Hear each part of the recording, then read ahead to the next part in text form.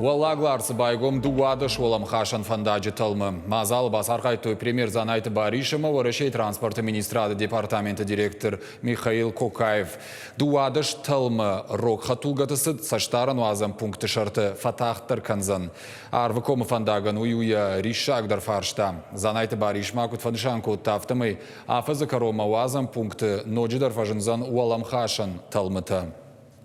Сегодня дополнительно введены 12 полос после строительства, модернизации дополнительных полос для пересечения границы. Эта работа не будет остановлена, и к концу года введутся дополнительные полосы. Я хочу отметить, что со стороны региона мы всячески поддерживали, руководитель региона держал и держит на личном контроле все эти мероприятия, потому что самое главное, чтобы все те, кто пересекают границу, проходя на территории нашей республики, все получали комфортное и безопасное решение своих вопросов.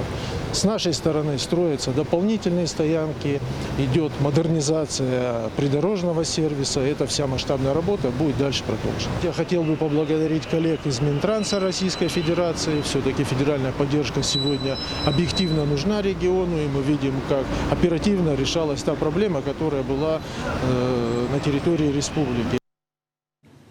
Уажарды улыныр канзышта муазам пункты авналынты фаурақтар канны мазылты хышт канынск абхангай. Баштай транспорты министрады департаменті ражамоны күтфадышан көтті автомай, уаллагларс иш важық жиндар контролын уазам пункты хығды. Отмечу, что Верхний Ларс является самым загруженным пунктом пропуска с точки зрения пропускной способности. В среднем вот за 2021 год провезли порядка 4,5 миллиона тонн грузов через указанный пункт пропуска. Это абсолютный рекорд, и это абсолютный факт. Что касается строительства, то стройка началась в 2021 году.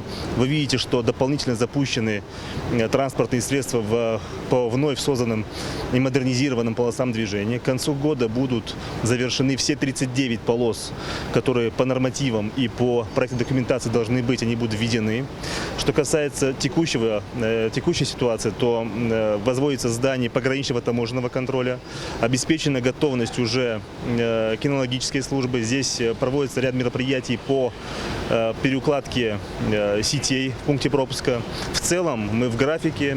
Первый этап реконструкции будет завершен, и основные здания будут построены, возведены в конце текущего года. С учетом проведения второго этапа реконструкции, общую реконструкцию завершим в середине 2023 года. И с учетом пусконаладочных мероприятий, я думаю, что к августу месяцу мы запустим пункт пропуска в полном и в штатном порядке.